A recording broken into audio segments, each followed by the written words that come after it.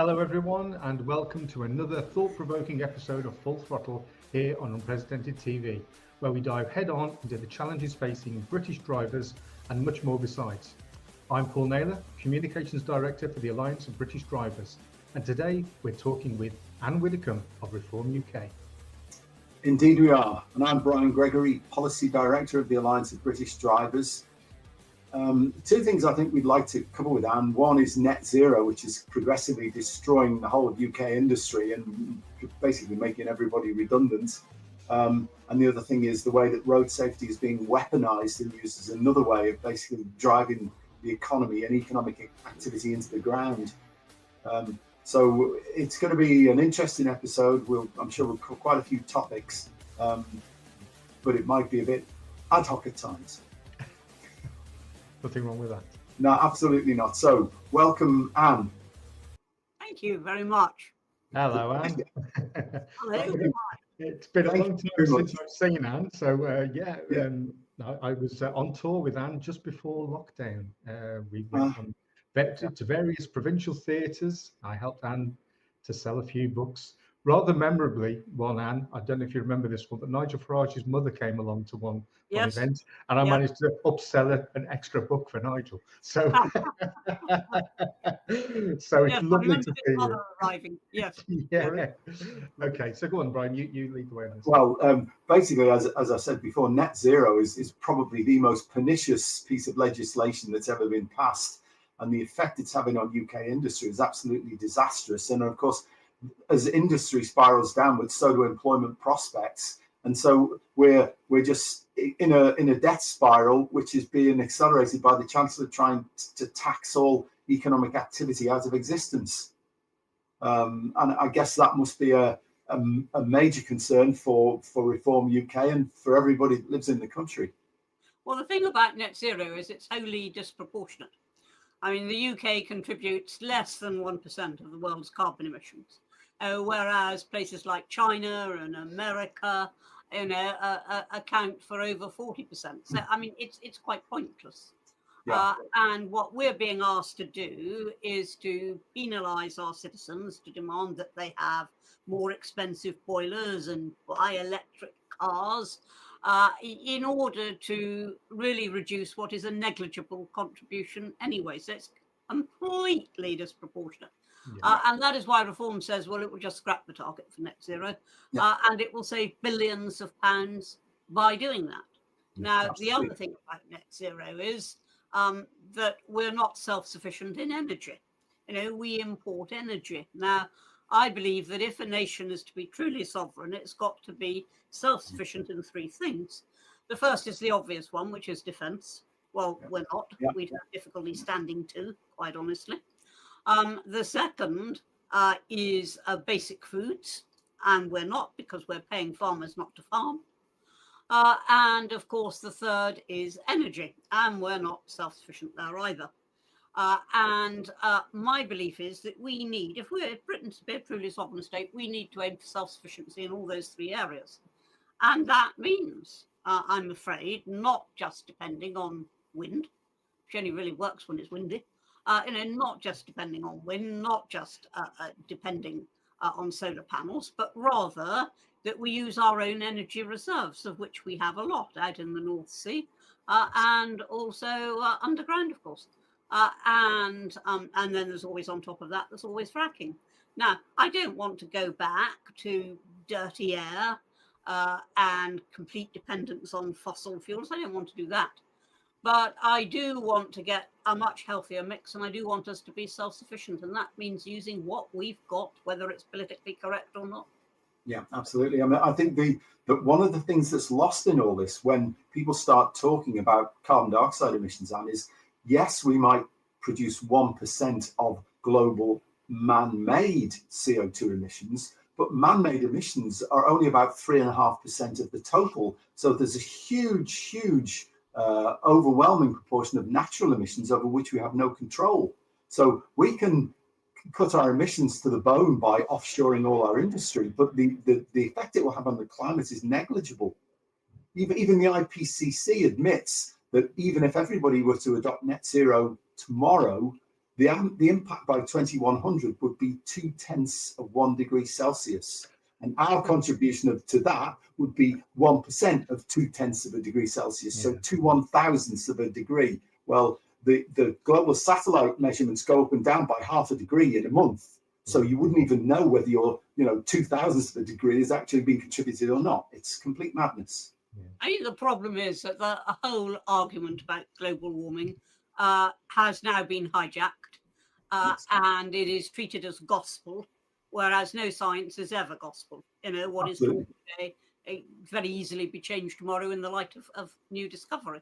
Okay. But there's a huge amount of money now invested in climate change and research departments and all the rest of it.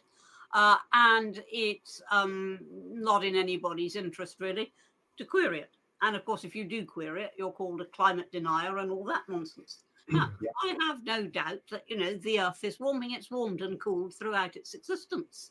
Yes. But the idea that we in this country can do anything to stop that warming is just rot. You might as well chuck a sugar cube in Loch Ness and say, oh, look, I've sweetened the waters. Yeah, spot on. That's exactly what I argue every time. Yeah, it is. Yeah, and when you try to reason with the politicians that support these policies, they can't counteract logical arguments, so they just adopt sort of an approach of ad hominem insults and bluster, as we've seen from our great and glorious Energy Secretary, Mr. Miliband. Because recently Lee Anderson asked him about contribution to carbon dioxide emissions, and he didn't even know that it was only 1% of global man-made emissions that the UK produces, not total emissions. So, yeah, I mean, people have just quite blindly signed up to this agenda. Yeah. But I think what is happening now is the public's getting wise, and the public hasn't been wise. Quite honestly, it's gone along with it. It's a jolly good idea to combat global warming, and plant a few more trees and do all these wonderful things. But then, of course, when it starts hitting their own pockets, when they've got to buy the type of car they don't want to buy, when they've got to install the sort of boiler they don't want to install, when they suddenly realize the huge amount of money that is being taken in our taxes to do all of this, then suddenly they're willing to query it. Everybody supports climate change measures as long as they don't have to pay the bill. Well, exactly. But I mean, I think they've now got something else as well. They've got a party that actually dares to say, no, this is all rot, and we're going to change this. And that party, of course, is Reform UK. Now, they could be as cross as they like about having to pay for it, but if they didn't have a political party that was on their side, it wouldn't be any use. And if we still just had, the Tories and Labour, if that was all we had, we wouldn't have a serious debate about climate change at all. Correct. But now the public have got somewhere to go. Yeah. I mean that's been a big change, hasn't it? George Galloway comment about the existing parties being two cheeks of the same bottom is actually very apt. not many people like, but it's pretty accurate. I think what's happened is theology, but it's two peas in a pod. I prefer. Yes, exactly. Yes, probably but more. They are. No, but they are. I think moving away from a two-party system to effectively a three-party system, or to be honest, a one-party system, because the other two, they're failing massively. There's been so much of a failure over the years between the baton changing between red and blue that really reform is a breath of fresh air for many people. Well, the way people used to think was, if they had a Labour government that was failing, they used to think, well, it's okay, at the next election, Tories will come along and put it right. And vice versa. When it exactly. Depending on where you were, relative to the centre. And that's what's made the difference, and that's what's giving reform its runaway success, is that they're looking for something different, and it's being offered by one party. Yeah, exactly. And so, I mean, with 14 years of the Conservatives, as you say, floundering around, I suspect, at least in part, as Kathleen Porter says, because they didn't quite realise to what extent the bureaucrats, civil servants and quangos had actually emasculated government. So government comes in, expects to be able to do things, and finds that they're opposed at every turn. And so they thrashed around with that for well over a decade. And then Labour, of course, have come in and seem to be in the thrall of quangos and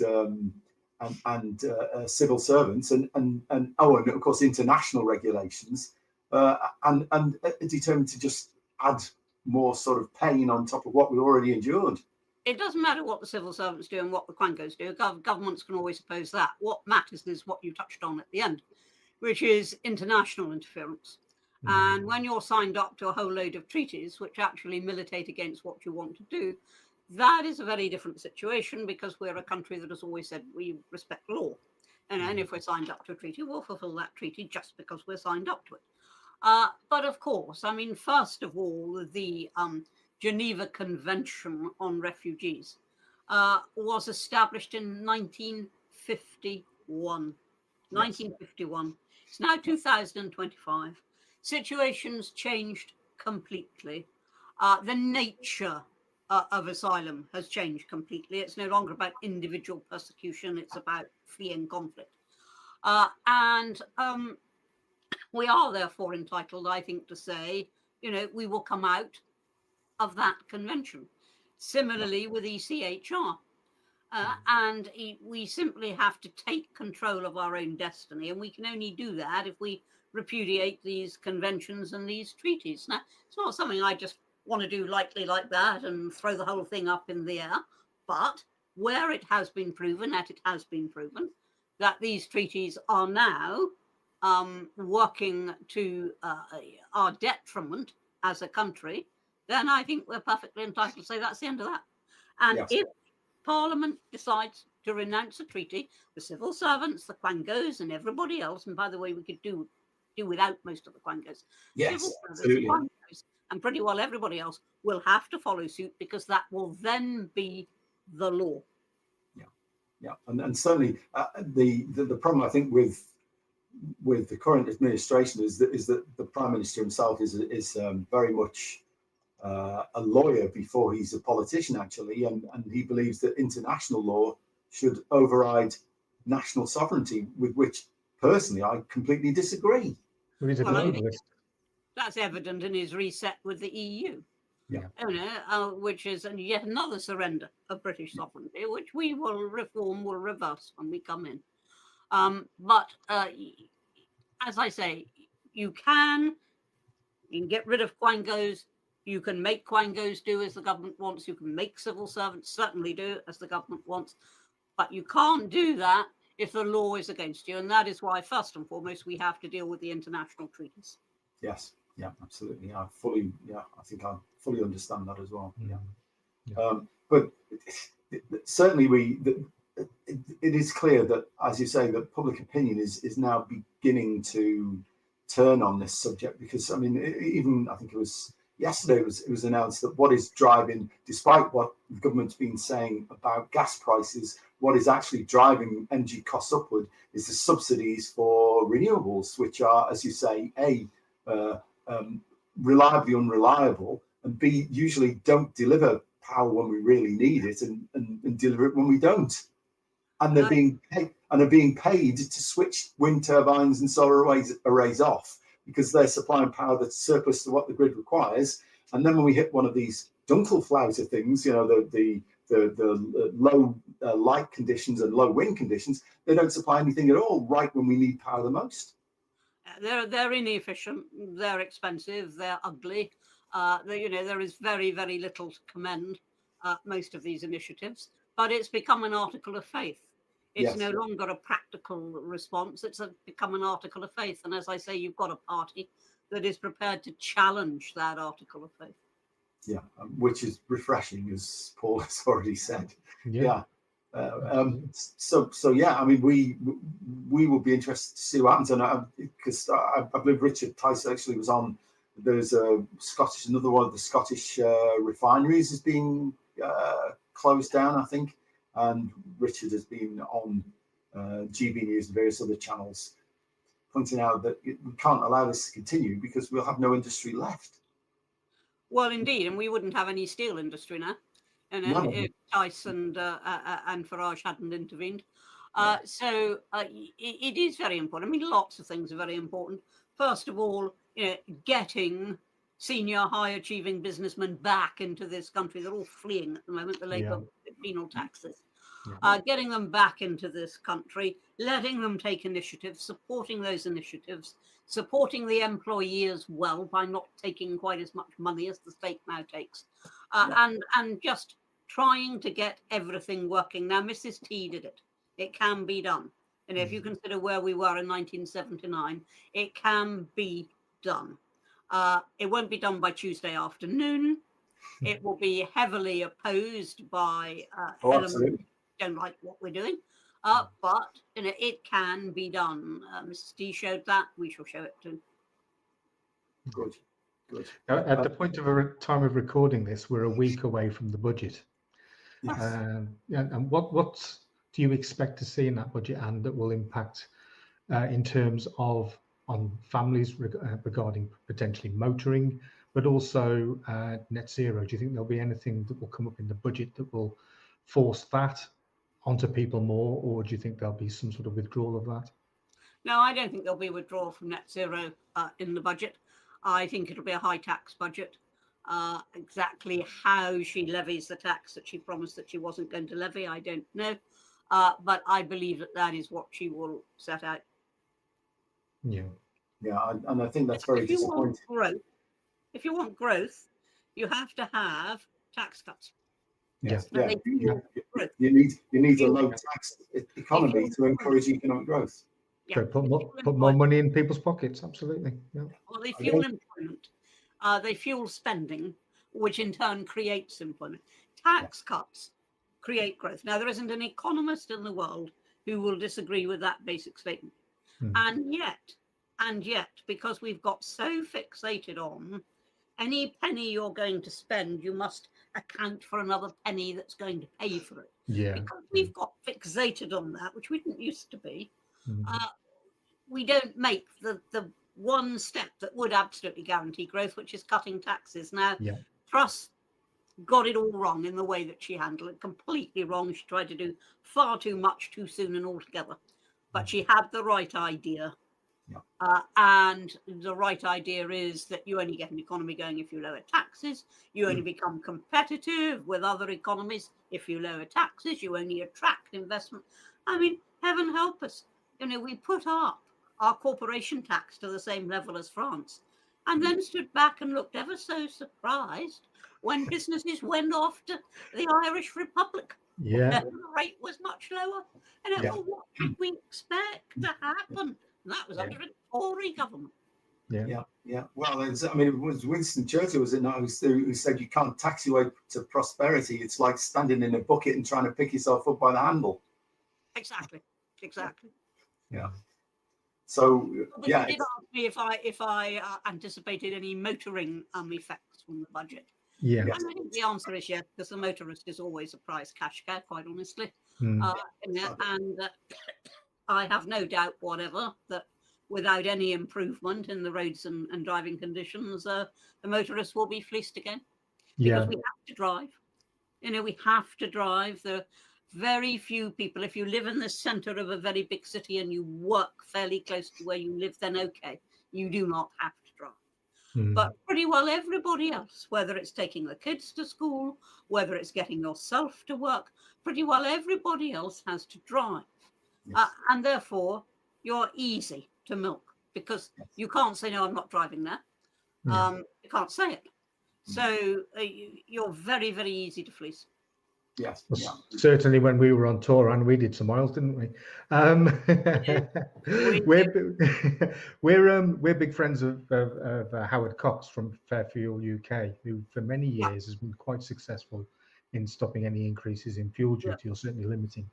I think even Howard, when we last spoke to him on this show, was somewhat skeptical about what will happen in the budget regarding fuel duty. So we're expecting the motors to be hit at least in that way, whether or not there's new taxes that come along with it as well. But even electric vehicles are now being taxed beyond what they were originally said were going to be taxed. So no motorist is safe from this government. No. Absolutely not. Yeah.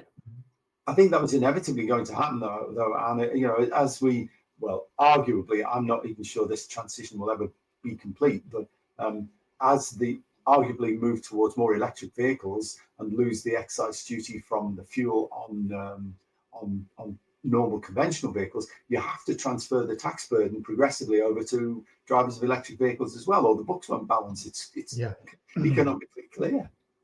Yeah, I mean, I'm sure that is true.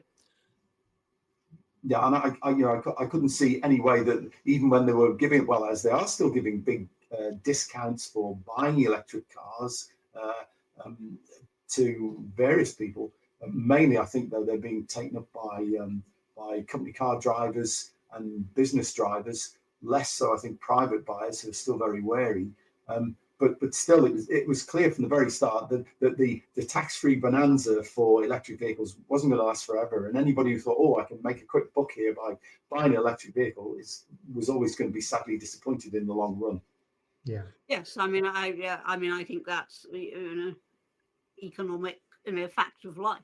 Yeah. And of course, governments quite often will try to get you to do things by making it very attractive at the beginning.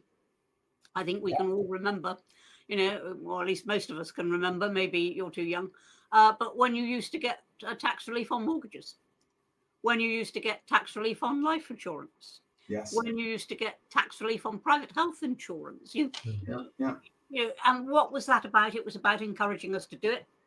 And then when we did it as a habit and got used to it and didn't want to do without it, then very gradually the help disappeared.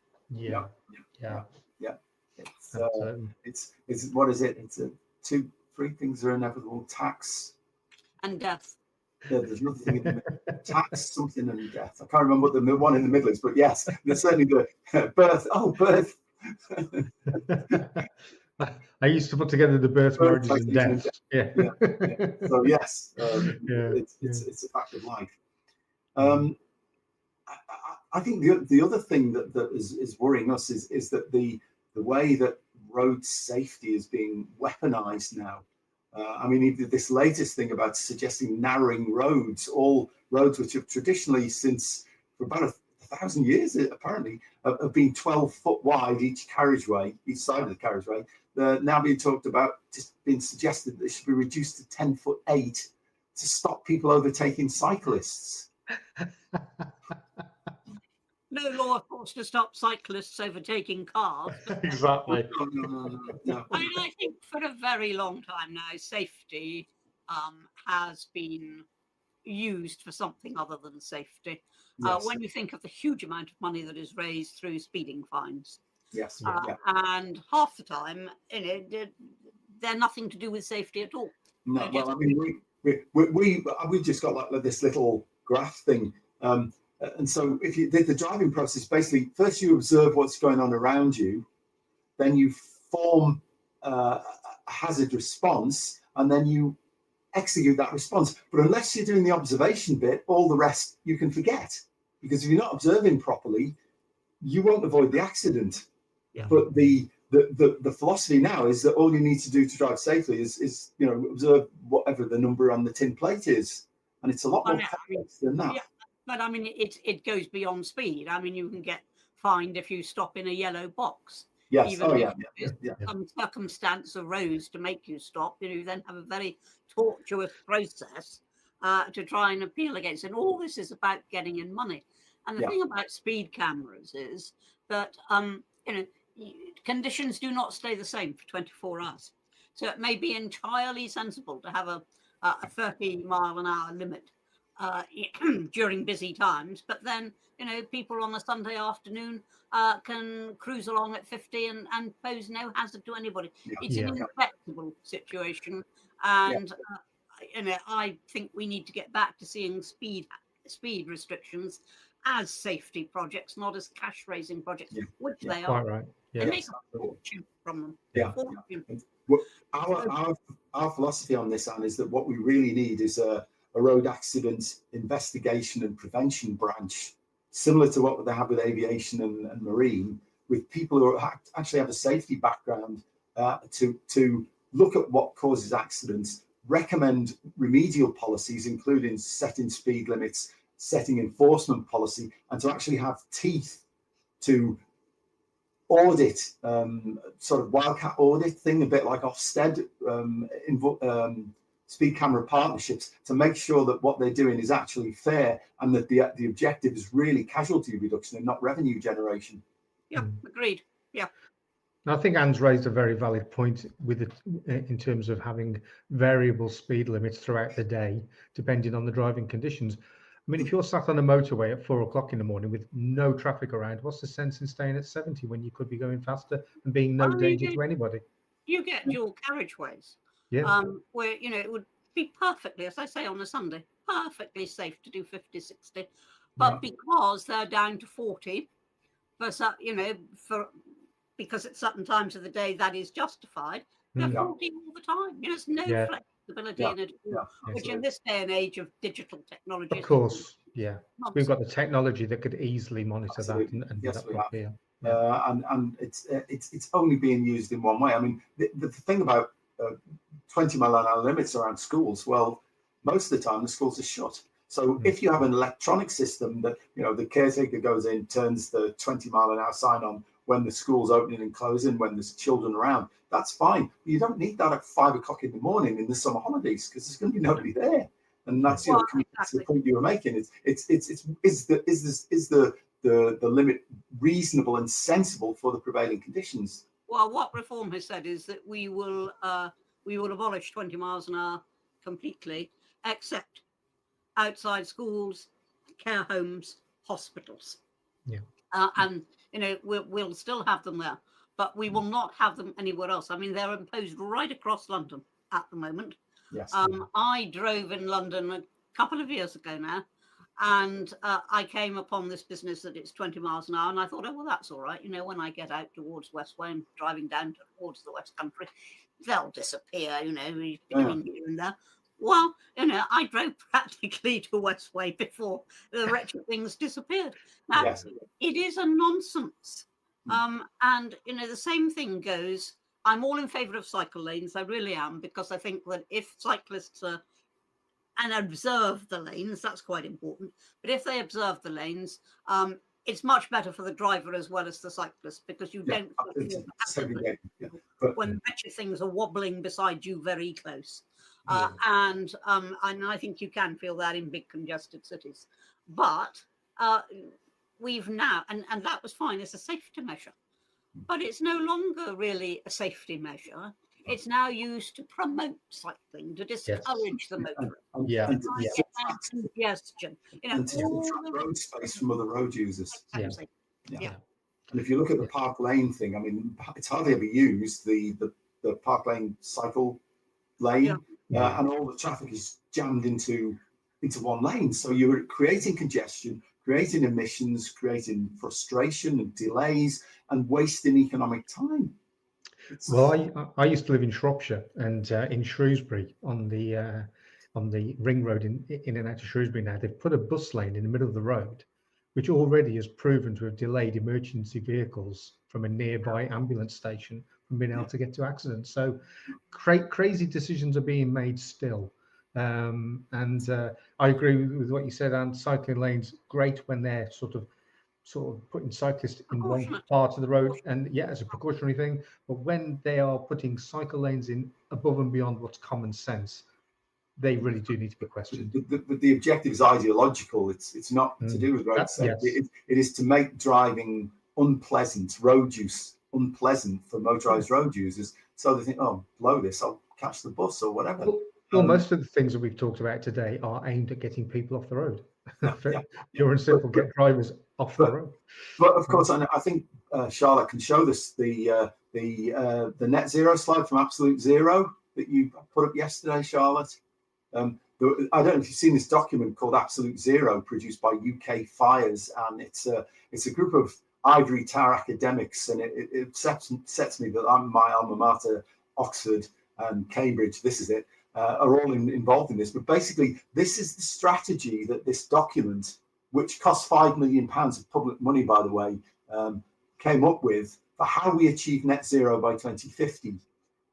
So this the top line is there's going to be a 40% reduction in road use between now and 2050. Well, when have we ever seen any reduction in road use apart from in COVID? There's always been 1 to 2% increase per annum, never a reduction. Rail, of course, which is one of the favoured children of environmentalists, that's left alone. Flying, there will be no domestic, no flying by 2050. There will be no shipping, no commercial shipping, so no cruises, no commercial sea freight by 2050. How will the country survive? Well, we're an island. We can't anything. We need the sea. And we need to use the sea. It is a nonsense. And again, I think that as the public realise, what's being planned and how badly they're going to be treated and how seriously their choices are going to be curtailed, while China and the United States continue blasting carbon into the atmosphere. Mostly followed by India and Brazil and all the rest of the developing world. Well, I only picked those two because they're the biggest. But of course, you're right. There are others that take up substantial amounts of carbon. But I think as people begin to realise exactly how oppressive these measures are, this is the dream of somebody who wants to go back to the days of barter and live as our ancestors lived. This is not the dream of a progressive, thriving, dynamic. No, absolutely. It's a retrogression to almost feudal conditions. Well, I think that every time I see a wind turbine, I think, we're going back to windmills. It is, and the idea, that we won't be able to cruise from Britain. Well, believe me, other countries will make it perfectly possible to cruise from them, and they will simply take the business and the profits. Which is happening right across our industry at the moment, and as ours spirals down into insignificance, the America, Russia, China, all these other economies are powering forward and laughing at us. And that's the really embarrassing bit about it as well. That as you say, that they must be just think we're crazy. Well, we are. We've got everything out of proportion. I mean, that's what's happened. And there hasn't been sufficient political challenge. I mean, both Labour and the Conservatives, and of course, the Lib Dems and the Greens, they're all singing from the same hymn sheet. And so there hasn't been enough challenge. There hasn't been enough saying, well, hang on, maybe we're going too fast, or maybe we shouldn't be aiming at anything quite that absolute. There's been none of that at all. And, you don't have debates on this. As far as the BBC, for example, is concerned, it's settled science. And therefore, there's no debate. Well, there will be debate when reform gets in. Well, absolutely. I mean, and as somebody whose background is in chemistry, there's no such thing as settled science. I mean, if you think there was a time when the received wisdom was that the sun revolved around the earth. Well, but in more recent times, diesel was supposed to be the answer. Well, exactly. That was the prevailing received wisdom. Enemy number one, absolutely ridiculous. There is never such a thing as settled science, and things that we think are absolutely right now and unchallengeable may well be challenged in the future, and most scientists will admit that, except when it comes to climate change, and then no room for dispute at all. Oh yes, there is. There always is. Yeah, and certainly if you look back into the historical record, the climate's never been stable. We've had the Minoan warm periods, the Roman warm periods, medieval warm periods. We have a warm period now, and in between we've had dips downwards, Maunder minimum, and then of course in the late 1700s, early 1800s, we had the Little Ice Age when there were ice fairs on the Thames. Yeah, I know the Thames was frozen over. When we say, if something's cold now, if we get a cold snap, we say, it's climate change. And if we get a warm snap, we say, it's global warming. Everything. I saw a funny cartoon today. It was like one of those Wheel of Fortune things spinning around, and whichever thing the pointer landed on, that was climate change. So it doesn't matter if it's warmer, colder, wetter, drier. It's all climate change, which it is, but it's what's causing the climate change that's the key issue. And the culprit actually isn't man-made carbon dioxide. There's a lot more factors involved than just. I mean, they brush over so simply as well. You know, Yes. when we get their predictions wrong. Yeah. In the mid-70s, you know, there was actually talk of an ice age. Yes, there was. That's right. I remember When that. global warming really started taking off, and we had the Hadley Centre, which used to produce the figures every year, and the figures were going up like that, and scientists said that's going to continue, you know, it's going to continue. And then we had a 15-year pause. So they switched their ground. And so now the Hadley Centre figures, being gospel, they said, oh, well, of course, there are other measurements which you can use to show that warming has continued. And quite suddenly, the Hadley Centre. And it is when people shift the grounds of their argument that you really have to query, are they being honest and objective, or are they pushing an agenda? And I think because of the amount of money that's tied up in it, too many, not all, I wouldn't libel everybody, but too many are pushing an agenda. Yeah, certainly. And I mean, there's evidence that the Met Office has actually been putting in false data from stations that don't exist into their average temperature measurements for a long time, and not allowing for urban creep, because you know the measures from Coningsby are right next to the runway where there's typhoons taking off.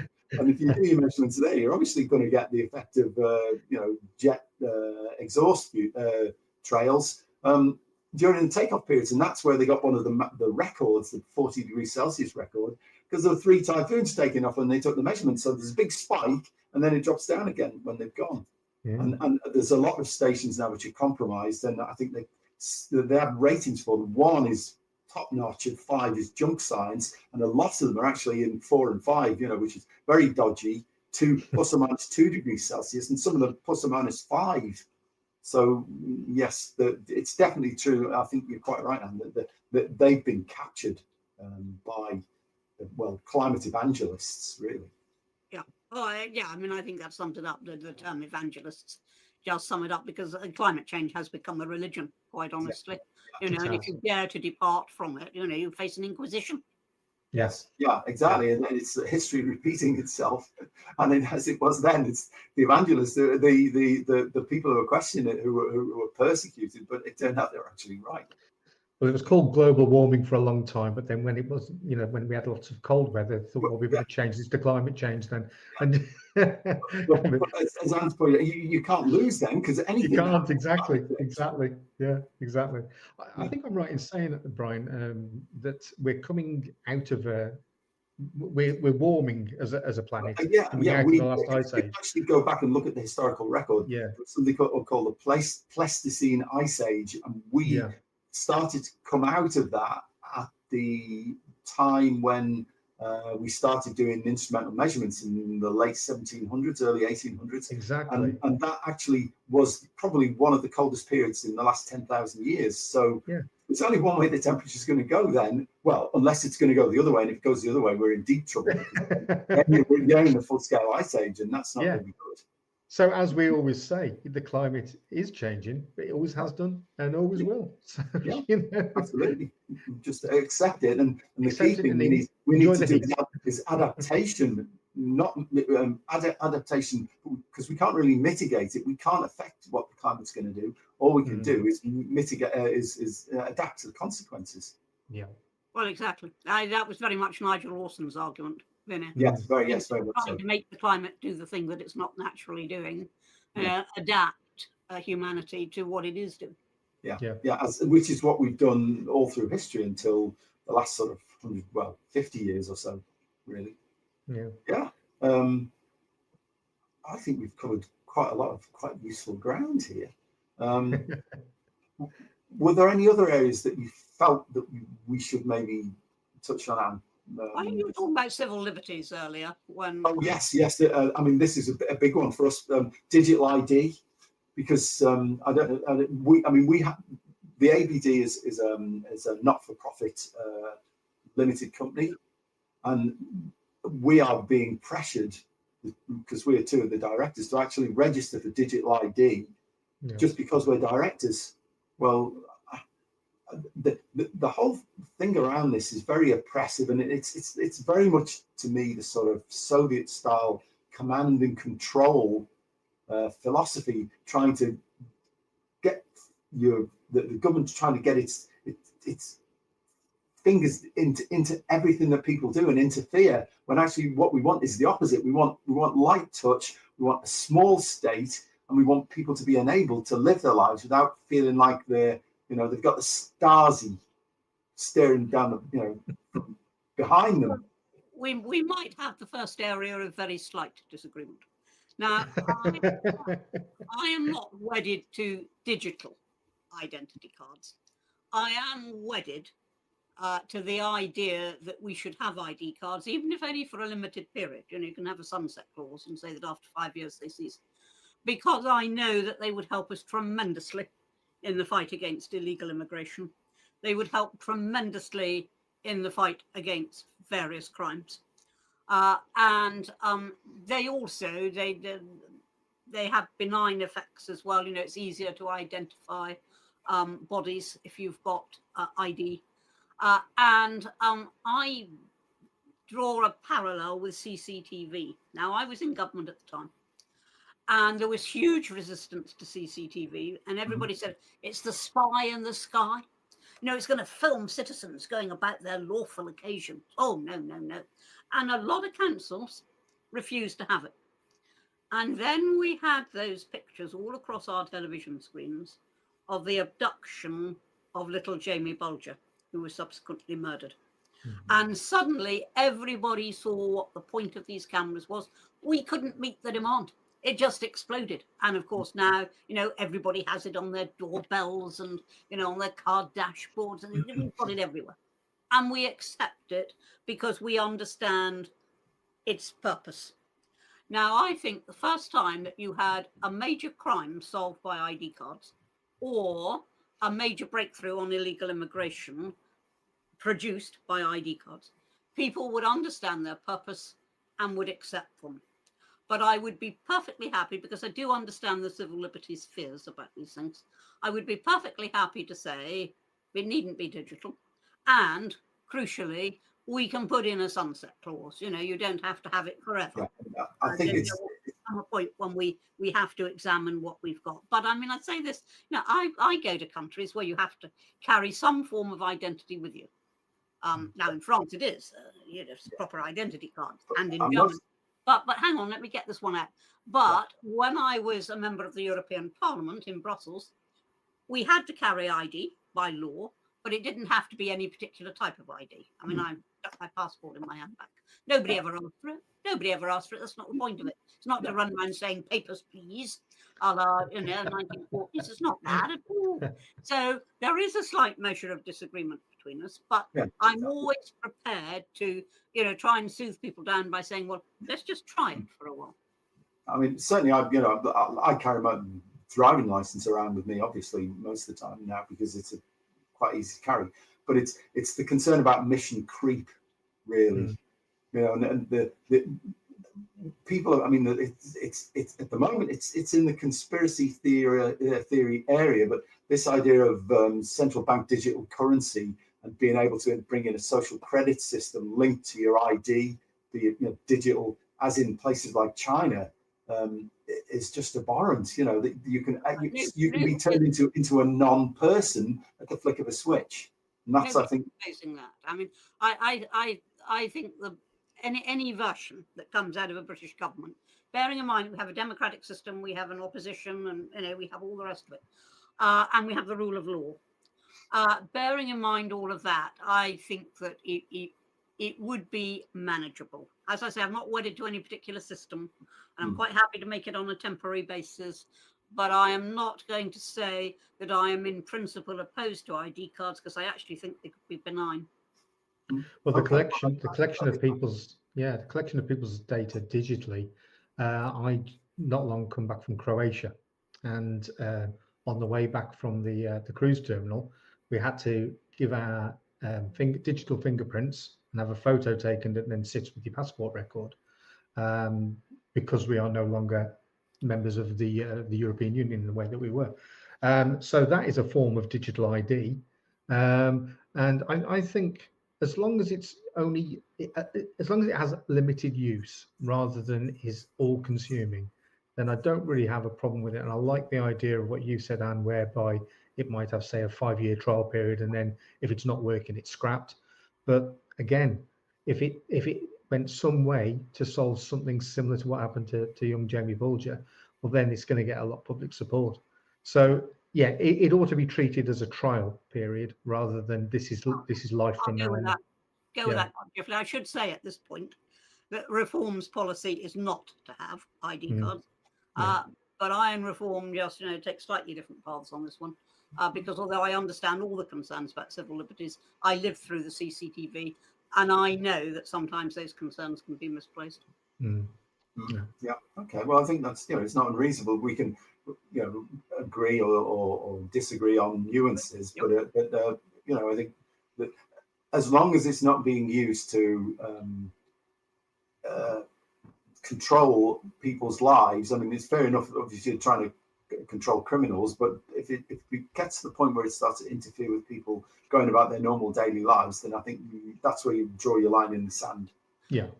Frankly, we're under so much surveillance at the moment. It's very difficult. If you walk out of your front door and you walk any distance at all, you'll be picked up by umpteen different cameras. Private cameras, public cameras. We are now with a surveillance society. If I drove from my home in the West Country to Scotland, the cameras would say exactly. Yeah, we have to track your journey. Absolutely. Yeah. But it's as I say, as long as it's used for the purposes which it was intended to curb crime and to make people safer, that's fine. But beyond that, I would become very uncomfortable with it. But we'll have to see. I mean, the problem is as you know, you can find a policy and say, oh, we have no intention of bringing this policy in at the moment. So that just means it could be next week or the week after. So I'm always a bit suspicious of guarantees, cast iron guarantees by Mr. Cameron and people like that. Yeah, I know. I think you're absolutely right to be cynical about it. But as I say, Reform is opposed to it. So if you have a Reform government, it'll be people like me trying to fight them to do something that otherwise they won't do. Yeah. Brilliant. Well, excellent. I think this has been a useful discussion. I've certainly enjoyed it a lot. So I think we've covered everything. We've talked about net zero. We've talked about hijacking road safety to actually reduce people's freedoms. And we've talked about digital ID. So I think that's been a good combination. Good for one discussion. Yeah, absolutely. And from my point of view, it's been lovely catching up. Great. How's Andy Richardson? Is he okay? Yeah, as far as I know, he's doing well. He's now got something equivalent of like a small mansion somewhere in Worcester. He's got about 10 cars, 6 vans. He's doing very well. Doing very well indeed. When he works. He does work 25 hours a day, that lad. Yeah. Been lovely seeing you. Take care. Absolutely. Thank you very much, Anne. It's been very good. I'm sure we will take the opportunity to ask you to come on again in the future and we can review how things are going. Be delighted. Right. Thank you very much indeed. Thank you. Thank you. Thank you.